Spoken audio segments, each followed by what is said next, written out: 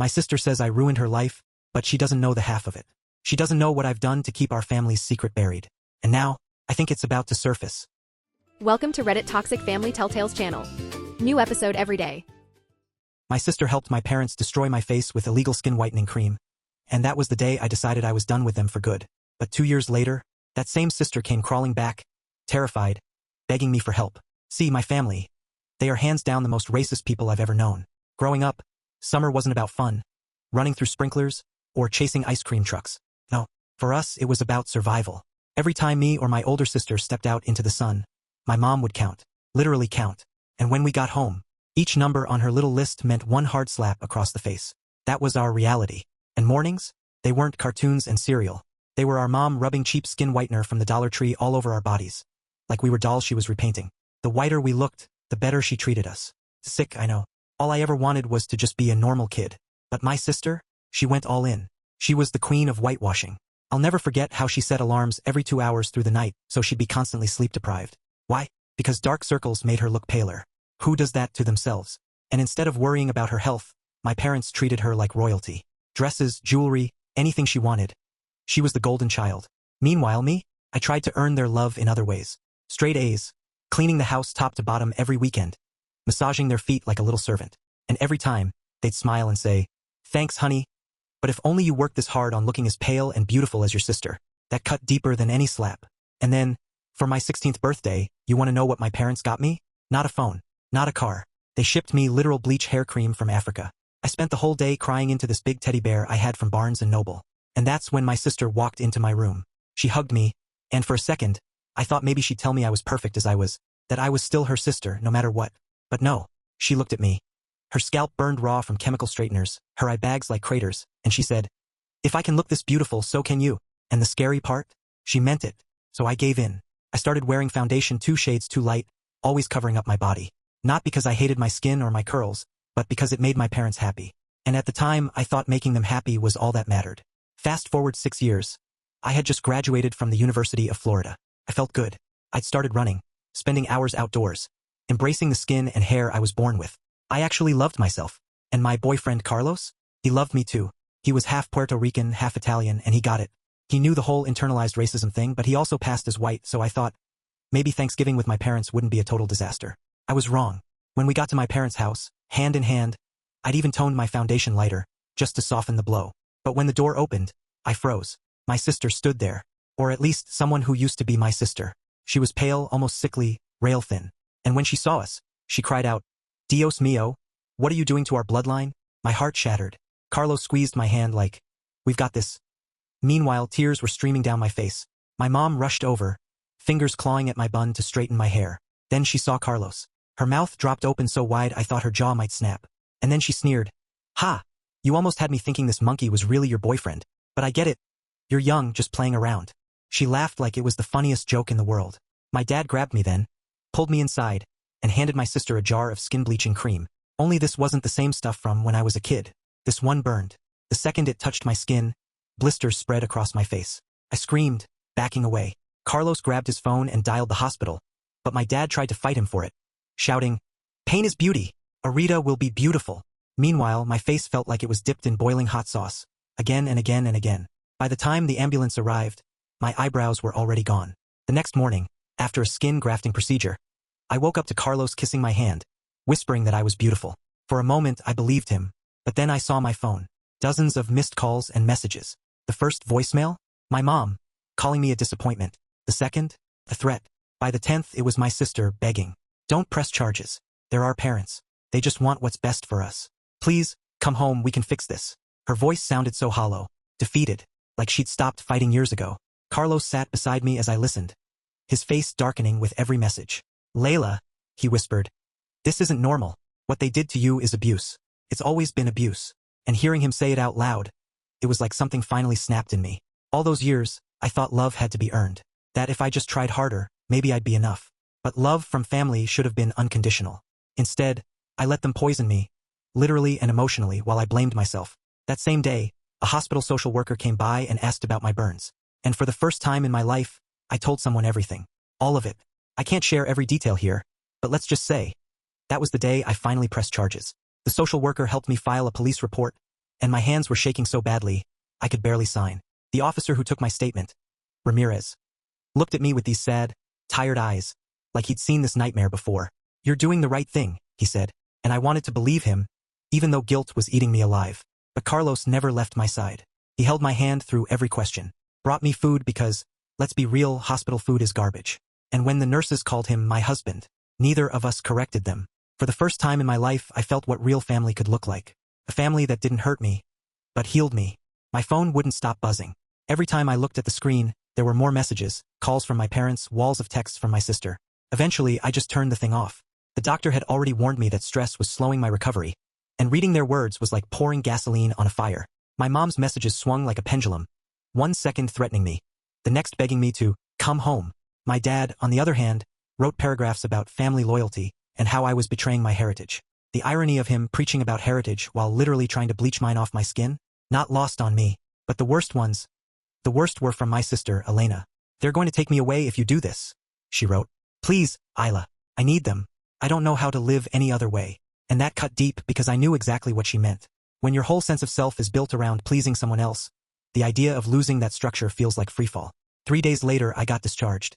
My face was still completely bandaged. I looked like a mummy from some low-budget horror flick. The doctor set me up with months of follow-up appointments and handed me a prescription for a cream that cost more than my rent. Thank God for Carlos's insurance covering most of it. We didn't even stop at my apartment. I knew my parents would show up there. Instead, Carlos brought me straight to his tiny one-bedroom near campus. The place had mismatched furniture, a kitchen you couldn't even turn around in, but to me, it felt safer than anywhere I'd ever lived. That first night, I fell apart. I'm talking full-on ugly crying, red face, snot everywhere, shaking so bad I could hardly breathe. Carlos just held me and let me unravel. I kept saying it was my fault, that I should have done something sooner, that I should have protected Elena, that maybe I was overreacting.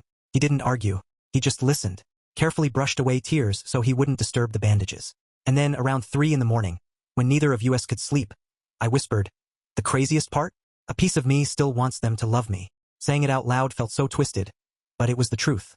The very next morning, there was a knock at the door. I froze, convinced it was my parents. Carlos went to check while I hid in the bedroom, heart racing. But it wasn't them.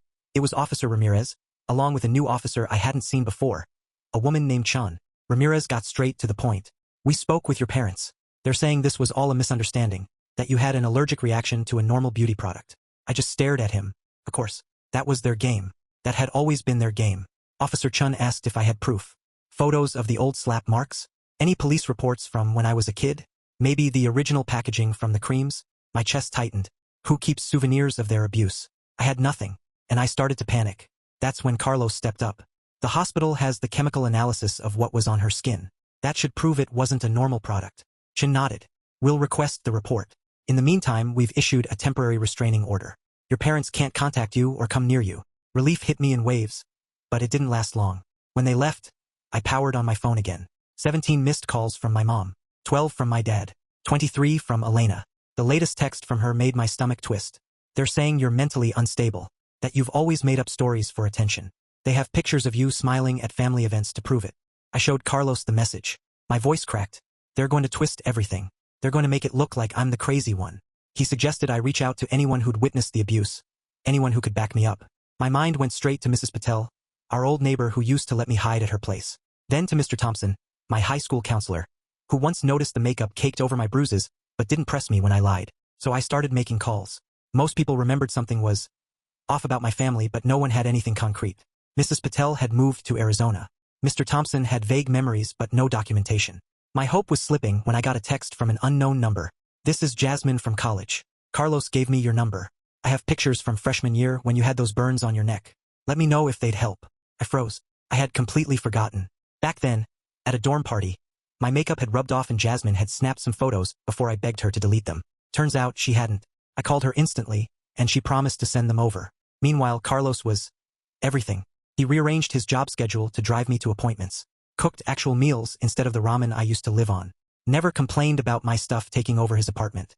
One night, I even caught him quietly researching skin recovery tips on his laptop when he thought I was asleep. About a week later, I got a call from Danielle, a victim advocate with the DA's office.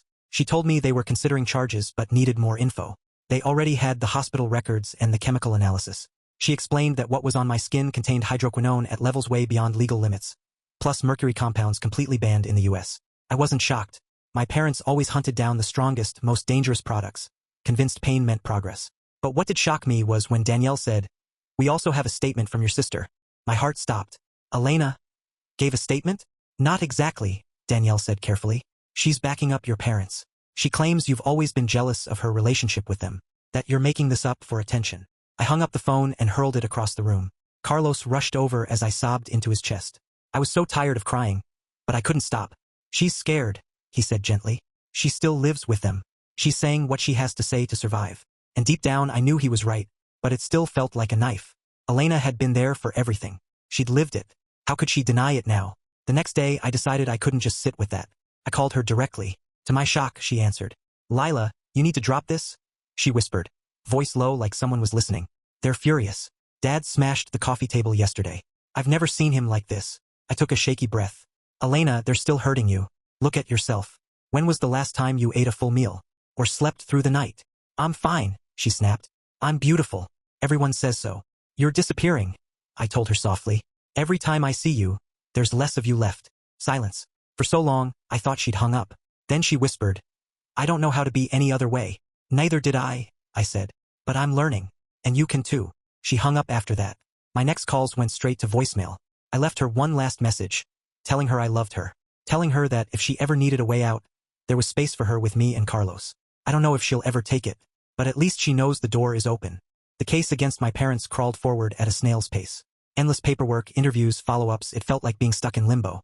Eventually, the district attorney decided to press charges for assault and child endangerment based on what had just happened. But the years of history, the countless slaps, the chemicals, the torture of beauty, that was harder to pin down. Danielle explained that without documentation or solid witnesses, it would always come down to my word against theirs. Carlos told me to start writing everything down. "Even if it doesn't help in court," he said, "it might help you heal." So I bought this flimsy little notebook from the campus bookstore and began filling it with ghosts. Memories poured out. The time Mom slapped me so hard my nose gushed blood because I played in the sprinklers. The Christmas Dad gifted Elena a gold necklace and handed me a bottle of skin bleach. The endless mornings of burning straighteners on my curls while being told my real hair was ugly. Writing felt like ripping open wounds, but it was the only way to drain the poison. Some nights, I couldn't manage more than a paragraph before breaking down. Other nights, I wrote for hours, tears smearing the ink. About 3 weeks after the Thanksgiving incident, my phone rang. The caller ID nearly made me drop it. Aunt Rosa. My mom's sister from Miami. We were never close. She'd moved away when I was a kid, only showing up at big family events. "Isla, I just heard what happened," she said, her accent thicker than I remembered. "Your mother called me crying, saying you were spreading lies about them." My stomach sank. Of course. Now they were dragging the extended family into it. "It's not lies, Tia," I said. "They've been abusing me, and Elena, for years." Silence. Then 2 words I never expected. Asterisk. "I know." Asterisk. I froze. "You know." "I suspected," she clarified. "The way your mother obsessed over appearances, how you girls never played outside." I asked her once, and she got so defensive I never brought it up again. I should have done more. I sank onto Carlos's couch, legs weak. "Why are you calling now?" "Because I believe you," she said softly. "And because I found something. When your mother and I were children, our grandmother did the same to her. I found your mother's old diaries. She wrote about it, the bleaching, the obsession with looking European. It was done to her, too." The words hit me like a brick. It didn't excuse what my mom had done to us, but it explained. The poison had been passed down generation to generation, like some twisted family heirloom. Aunt Rosa offered to send the diaries, even testify if needed. She said I could stay with her in Miami if I wanted distance. I thanked her but told her I felt safe with Carlos for now. The next day, I had a follow-up at the dermatologist. The doctor smiled, saying my skin was healing better than expected. "You're lucky," she murmured. "This could have been so much worse." Walking out of the clinic, I spotted someone leaning against a car. My heart stopped. Elena. She looked even thinner, more brittle than before. "What are you doing here?" I asked. "I followed Mom's car," she admitted. "I knew you had an appointment today. I saw it on the calendar." Carlos hovered protectively behind me, but gave us space. Elena glanced at him nervously, then whispered, "I've been thinking about what you said, about disappearing. I looked in the mirror this morning and didn't recognize myself." I wanted to hug her, but she flinched. "Elena, you can get out. You can get help, like I did." She shook her head, panic in her eyes. "I can't. They're watching me all the time now. Dad took my phone. I'm using Mom's while she's shopping. I don't have anywhere to go." "You can stay with us," Carlos said instantly. His voice was steady, no hesitation. Elena blinked at him like he was speaking another language. "Why would you do that? You don't even know me. You're her sister, he said simply. And somehow that was enough. Before she could answer, her phone buzzed. She glanced down, face draining of color. Mom's done shopping. I have to go. She turned to leave, then suddenly pressed a small USB drive into my hand. I found this in Dad's office. Their financial records. They've been ordering that skin bleach from overseas for years. Everything's in here, the payments, shipping details. Elena, this is huge, I whispered. This could change everything. I know, she said before rushing off. Over her shoulder she called. Text me your address. I'll try to come tomorrow. Carlos squeezed my hand as we watched her go. She's stronger than she thinks. That night we opened the files. Elena hadn't exaggerated. Years of receipts, orders from suppliers in Africa and Asia, mercury compounds, dangerous levels of hydroquinone, and something called clobetasol propionate, a prescription-strength steroid never meant for faces, let alone constant use. I called Danielle immediately. She was thrilled. This could strengthen the case enormously. Bring it to my office tomorrow. But I couldn't stop worrying about Elena. What if our parents found out? What if they followed her? What if she lost her nerve? Carlos, ever steady, suggested we tidy up the apartment, stock food she liked. I remembered how much she loved quesadillas before restricting her eating, so we bought ingredients. The next day passed with no sign of her. I texted, no response. By evening, I was pacing the apartment. Something's happened, I muttered. Or she's scared, Carlos said gently. Just as we were about to eat without her, a soft knock came at the door. Carlos peeked, then opened it fast. Elena stood there, clutching a backpack to her chest. She looked pale, trembling. They know I took the drive, she whispered. Dad was tearing the house apart, screaming at Mom. I left while they were fighting. I hugged her, and this time she didn't pull away. She felt so fragile in my arms, like holding a bird with hollow bones. You're safe now, I told her. Even though I wasn't sure it was true. Carlos made quesadillas while I set up the air mattress we'd prepared in the living room. Clean sheets, blankets. Elena looked at it like it was a five-star hotel. I haven't slept more than 2 hours in years, she admitted quietly. Mom always said beautiful people don't need much sleep. Well, I told her. Tonight you sleep as long as you want. No alarms. We ate together, though I noticed her taking tiny bites, moving food around to make it look like more. I didn't say anything. Healing takes time. After dinner, she showered and came out in one of Carlos's oversized t-shirts. That's when I saw the bruises on her arms. Elena. Did they do that when they realized the drive was gone? She glanced down like she hadn't noticed. Dad grabbed me. He does that when he's angry. She said it so matter-of-fact, like she was talking about the weather. I snapped pictures for evidence and gently rubbed some of my healing cream on her arms. Later, sitting together on the air mattress, she whispered, I'm sorry I told them you were lying. I was scared. You don't need to apologize, I said softly. I know. She fell asleep almost instantly, exhaustion finally winning. I tucked a blanket over her and slipped into Carlos's room. We lay there whispering in the dark. Having Elena here changed everything. Now, it wasn't just about protecting myself anymore. We had to protect her, too. The week before the trial was suffocating. I couldn't sleep. My chest felt like it was in a vice, and even Carlos, usually my rock, was restless. Elena buried herself in painting, her canvases filling with dark, stormy swirls that somehow captured exactly what I couldn't put into words. The night before court, Carlos tried to anchor us. He cooked his grandmother's recipe for arroz con gandals and bought a bottle of sparkling cider. We sat together at his little kitchen table, the three of us.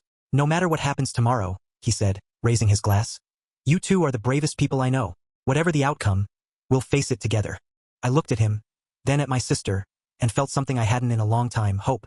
We clinked our glasses, and for the first time, I realized that no matter what happened in that courtroom, we had already broken the cycle. We had found our voices. We had started to heal. The morning of the trial came with a spring thunderstorm. Rain lashed the windows as we got dressed in the best clothes we had. Carlos wore a button-up and tie, looking more serious than I'd ever seen him. I chose a simple blue dress that showed my natural skin, scars and all. Elena slipped into a yellow sundress, soft, vulnerable, but also defiant in its brightness. When we pulled into the courthouse parking lot, I saw them, my parents, huddled under a huge black umbrella. My mother had a hat tugged low. My father walked stiff and rigid at her side. Carlos switched off the engine. Are you ready? He asked quietly. I met Elena's eyes. She gave the tiniest nod. As ready as we'll ever be. Walking into that courthouse, my stomach churned so hard I thought I'd puke. My hands shook so badly I shoved them into my pockets to hide it. Carlos's arm anchored me on one side. Elena clung to the other. The courtroom was nothing like TV dramas. Just a plain room with wooden benches, fluorescent lights buzzing overhead. My parents were already seated with their slick-looking lawyer. My mom's hair was pulled tight, her face caked in makeup to hide the stress. My dad didn't look at us once. Whether that was guilt or cowardice, I didn't know. Danielle met us at our table, leaning close. Remember, just tell the truth. Don't let their lawyer shake you. The judge walked in, an older man with thick glasses and a stern expression. He went through the charges, but honestly, my nerves drowned most of it out. My eyes kept drifting back to the two people who were supposed to have loved me unconditionally. The ones who'd done the exact opposite. My mom testified first. She sat up straight, voice sweet, pretending to be the picture of concern. "I only wanted my daughters to have the best opportunities," she said, smiling sadly. "In our culture, lighter skin opens doors. I just wanted them to succeed." Their lawyer asked if she ever intended to hurt us. "Of course not," she gasped. "The product that hurt Isla was just a new brand.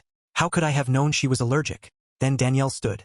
Calm, precise. She pulled out the financial records Elena had stolen. "Mrs. Mendez, can you explain why you imported illegal chemicals, banned in the U.S. for toxicity, year after year?" My mom's fake smile cracked. She stammered, then finally muttered, They work better than American products. Everyone in Honduras uses them." Danielle's voice cut like a blade. "Even though they contain mercury and other toxic substances?" And then my mom said it. The thing she'd always believed but never admitted. "Beauty requires sacrifice." The entire courtroom went silent. My dad tried to play the role of strict but loving father. He talked about wanting us to have better lives than he had. But when Danielle showed photos of my chemical burns and Elena's bruises, his mask slipped. He had no answers. Their lawyer went on the attack when I took the stand. He tried to make me look like a bitter, rebellious teen. "Isn't it true you've always been jealous of your sister's natural beauty?" I almost laughed. "No, I've always been jealous that she was willing to destroy herself to earn your client's love. And I wasn't." The room went silent again. But testifying was brutal. I had to walk through every detail. The slaps for stepping in the sun, the bleaching creams, the years of being told my curls were ugly. When I described Thanksgiving. The burns, my eyebrows gone. The pain so sharp I thought I'd pass out. I broke down sobbing. The defense tried to call me dramatic. But the hospital records and photos made the truth undeniable. Elena's testimony was even more powerful. She looked so fragile on the stand, but her voice grew stronger with every word. She spoke about the alarms she set to keep herself pale, the starvation, the endless pressure to be whiter, straighter-haired, less Hispanic. "I thought it was normal," she whispered. "I thought all parents treated their kids this way. It wasn't until I saw my sister healing that I realized it was wrong." When she described Dad grabbing her hard enough to leave bruises after she took the USB, I saw Mom actually flinch. Maybe she hadn't known. Or maybe she just realized how damning it sounded. The trial dragged on for 3 days. By the end, I was wrung dry. Carlos stayed through it all, holding my hand, passing us snacks, reminding me why we were fighting. Closing arguments were the final blow. The defense painted my parents as well-meaning immigrants who'd simply gone too far in their attempts to help us fit in. "Their methods may have been misguided, but their intentions were good," he said. Danielle's closing cut through the lies. "This case isn't about culture," she told the judge. "It's about abuse. 2 parents who systematically harmed their daughters, physically and psychologically. They imported banned toxins to use on their own children. They punished them for being who they were, and they forced them to believe their worth depended on how white they could look." She held up the hospital photos. "This isn't love. This is abuse. Plain and simple." When the judge finally announced he was ready for the verdict, I grabbed Elena's hand so tight I nearly cut off her circulation. Carlos wrapped an arm around both of us. "In the case of State versus Mendez," the judge said, voice firm, "I find the defendants guilty on all counts." I collapsed into tears. Tears of release, not sorrow.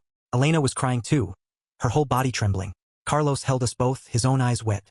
The judge sentenced them to 3 years in prison, parole possible after 18 months, followed by 5 years of probation. They were ordered to cover our medical bills, attend mandatory counseling, and were barred from contacting us ever again without our permission.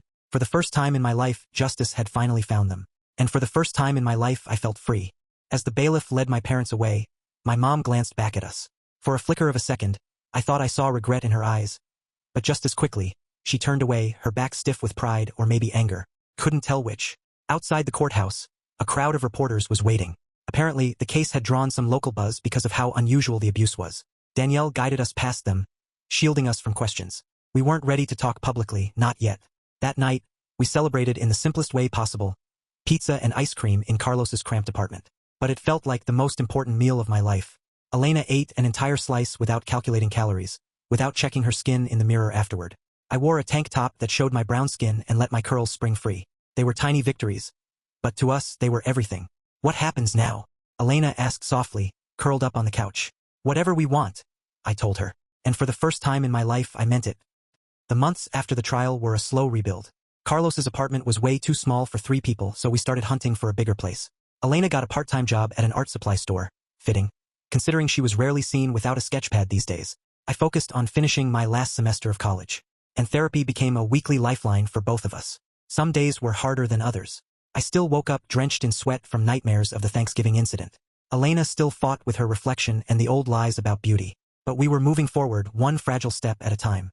A surprising blessing was Aunt Rosa. She drove up from Miami more than once, and even offered to help us financially. "I should have protected you girls when you were little," she told us tearfully. "Let me do better now." With her help and Carlos lugging boxes, we moved into a small two-bedroom near campus. Carlos insisted on keeping his own place, but he was over so often it barely mattered. He was our anchor, steady as ever. 6 months after the trial, I got a letter from my mom. It had been screened by her prison counselor, who explained in a note that they believed writing might help with her rehabilitation. It sat on my desk for 3 days before I worked up the courage to open it. "Isla," it began in her neat handwriting.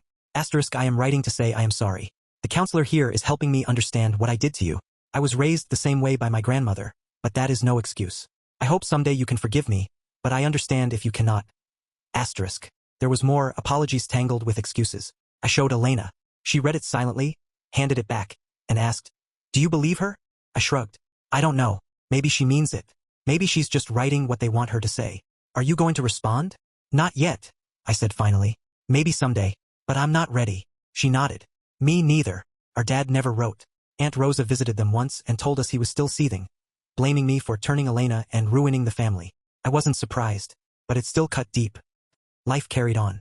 I graduated with my psychology degree, determined to help others navigate trauma like I had. Elena enrolled in community college, studying art therapy. She was still fragile, but every day, I saw her growing stronger. Carlos and I grew stronger too. On my birthday, almost exactly 1 year after that horrific Thanksgiving, he proposed. No fanfare, just us walking through the botanical gardens, and his quiet question. I said yes instantly. We decided on a long engagement, giving ourselves space to build stable careers before the wedding. 2 years after the trial, my parents were released on parole. Danielle called us immediately, reassuring us that the restraining order remained in place and that their parole officer had been fully briefed. That night, panic still clawed its way into my chest. I lay awake imagining them outside our door.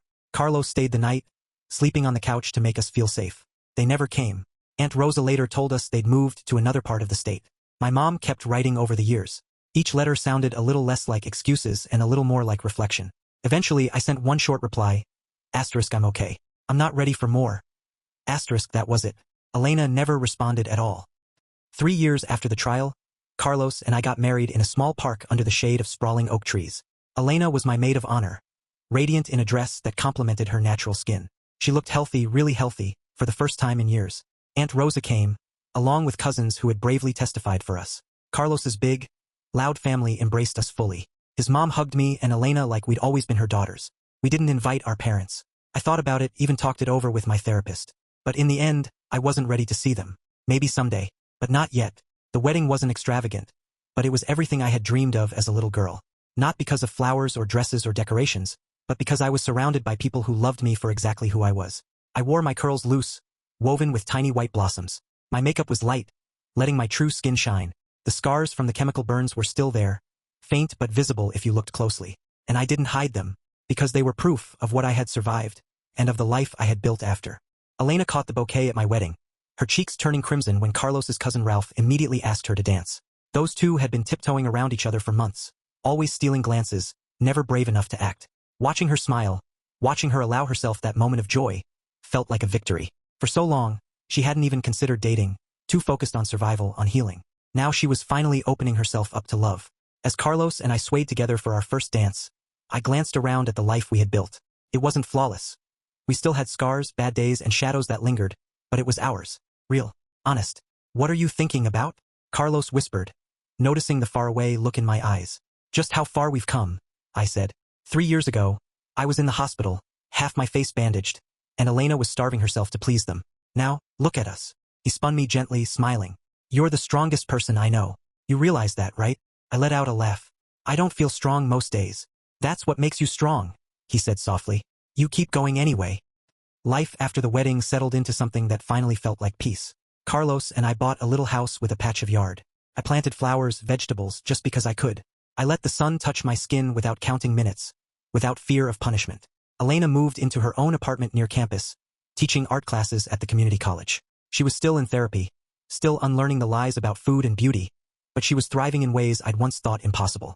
On the 5th anniversary of the Thanksgiving incident, I received another letter from my mom. At first, I almost didn't open it. But this one was different. No excuses. No justifications. Just honesty. Asterisk if you are ever willing, I would like to see you and Elena again. On your terms. In a place where you feel safe. I understand if the answer is no. Asterisk. I showed it to Elena over our weekly sister dinner. She read it slowly, her face unreadable. What do you think? I asked. She sighed. Part of me never wants to see her again, but another part wants closure. I nodded. Yeah, something like that. We debated for weeks. With each other and with our therapists. Finally, we agreed we'd meet her. Just mom, not dad. Public place. Carlos by our side. The day of the meeting, I was so nervous I could barely breathe. My hands shook too badly to drive, so Carlos took the wheel. Elena sat pale but determined in the back seat. Our mom was already waiting in the coffee shop. She looked older. Streaks of gray in her hair, lines etched into her face. When she saw us, she stood, but didn't move closer, respecting the boundaries we'd set. Thank you for coming, she said quietly as we sat across from her. At first, the conversation stumbled. Small talk felt absurd, but diving headfirst into the past was too raw. Eventually, she took a deep breath.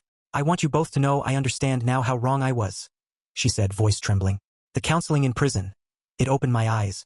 What your father and I did to you, there's no excuse. Elena stared into her coffee. Her voice was barely a whisper.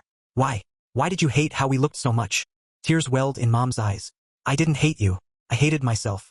My grandmother did the same to me. I thought I was sparing you the pain I carried. But all I did was pass it on. We talked for nearly 2 hours. It wasn't neat or easy. There were long silences, spikes of anger, awkward pauses, but it was honest. Before we left, she asked if we'd consider meeting again sometime. No pressure, she added quickly. And, I understand if you never want to see your father. Elena and I exchanged glances. Maybe, I said carefully, we'll think about it. Walking back to the car, Carlos asked how we felt. Weird, Elena admitted. Like, I'm glad we did it, but I also want to cry for hours. Same, I said. I don't know if I'll ever fully forgive her, but I think I understand her better now. And slowly, over the next year, we did meet her again. Then again after that. It wasn't a mother-daughter bond. Not the kind we should have had, but it was something fragile, cautious, respectful. She never once pushed us to see Dad, and we never offered. Life kept moving forward. Carlos and I welcomed our first child, a baby girl we named Rosa, after the aunt who had been the first to believe us. Elena instantly became the world's most devoted aunt, spoiling her niece with handmade toys and tiny paintings for the nursery. The day my mom first met Rosa was a milestone I'll never forget. I watched her carefully as she cradled my daughter. I braced myself for any flicker of judgment, any echo of her old obsession with appearances. But none came. She just smiled, rocking Rosa gently. She's perfect, she whispered. She is, I agreed, taking my daughter back into my arms. And she always will be, no matter what she looks like. My mom's eyes glistened. She nodded, quietly. Yes, she will be. 7 years after that nightmare Thanksgiving, Elena walked down a sandy aisle by the ocean to marry Ralph. The waves crashed behind her, sunlight glinting off the water, and for the first time in my life I saw her look completely free. She wore a sleeveless dress that showed her natural skin without shame, her curls tumbling loose down her back. She looked strong. She looked radiant. She looked alive. A world away from the hollow, malnourished, sleepless girl she'd been when we first ran. Later, during the reception, I managed to steal her away from the crowd. Music and laughter echoed behind us. But in that little pocket of quiet, I asked, did you ever think we'd get here? I gestured at the scene. Friends, family, a celebration of love we'd once thought impossible. She smiled. An unguarded, genuine smile that lit her whole face. Never. I thought I'd spend my whole life trying to disappear. And now, she paused, taking a breath, her eyes glistening. Now I'm learning to take up space. The right kind of space. I hugged her, careful not to disturb her carefully styled curls. You're doing a pretty damn good job of it. When we walked back into the party, I saw Carlos twirling our toddler daughter around the dance floor. She was perched on his shoes, her little hands gripping his as he stepped with exaggerated care. Her giggles rang out, pure and infectious. My chest swelled so full of love I thought it might burst. Our journey wasn't perfect, it never would be. We still carried scars, some etched on our skin, others carved deep in our memories. There were still nights when the past snuck up on us, when the weight of what we endured pressed too close. But we had built something our parents never could give us. Unconditional love, acceptance of ourselves and each other, and the freedom to finally, unapologetically, be exactly who we were meant to be. Thanks for watching. Today's train wreck is over, but tomorrow's ride is already on track. Subscribe so you don't miss it.